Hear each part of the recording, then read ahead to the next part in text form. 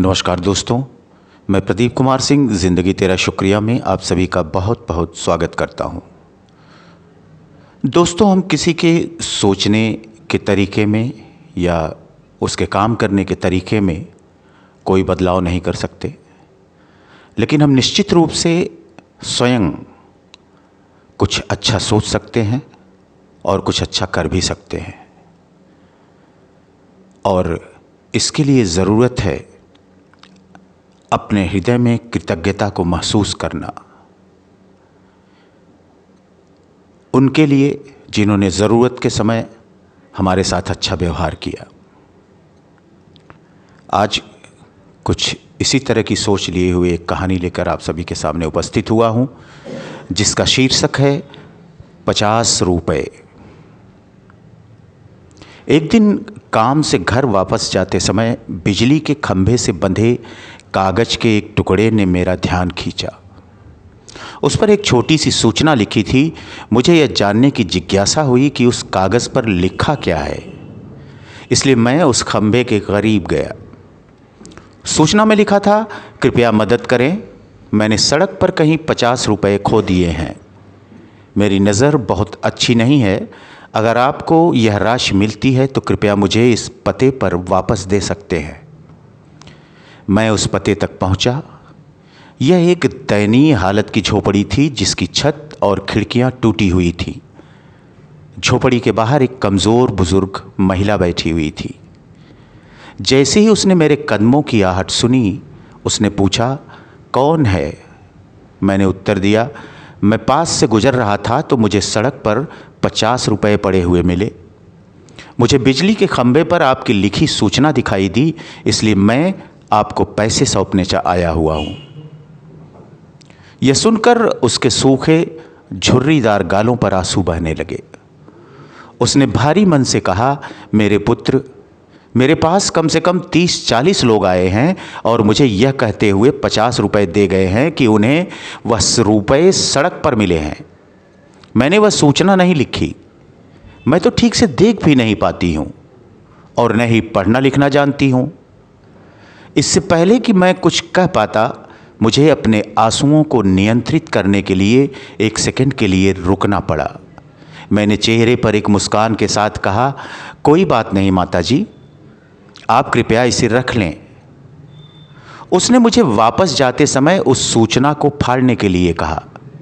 मुझे लगा कि बूढ़ी औरत ने पैसे लेकर उसके पास आने वाले सभी लोगों से उस सूचना को फाड़ने के लिए कहा होगा, लेकिन किसी ने ऐसा नहीं किया। इसलिए मैंने उसे आश्वस्त करते हुए उसके हाथों को थपथपाया और चला गया।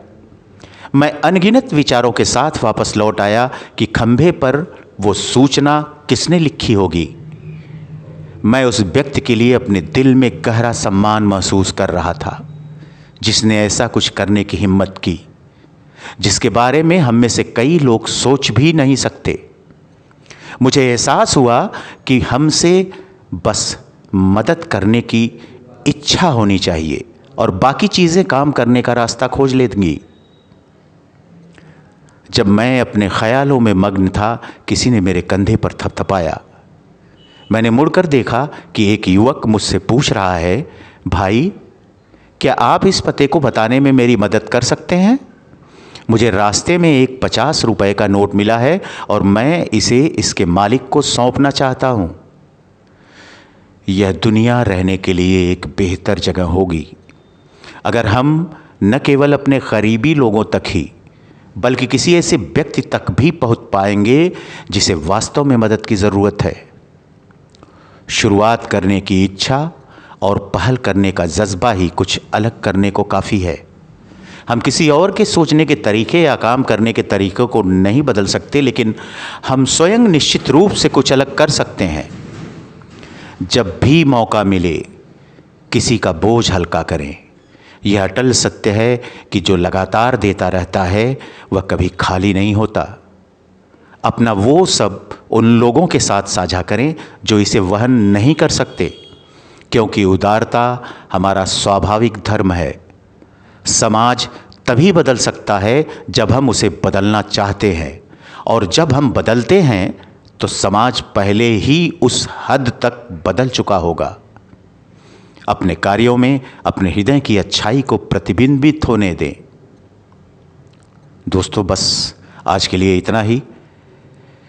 इस छोटी सी कहानी के द्वारा मैं जो संदेश देना चाहता हूँ, यदि आपको वो संदेश अच्छा लगा हो तो प्लीज़ उस पथ पर आगे बढ़ें और कोशिश करें स्वयं बदलने की, लोगों को बदलने की। तब जाकर के यह समाज बदल पाएगा।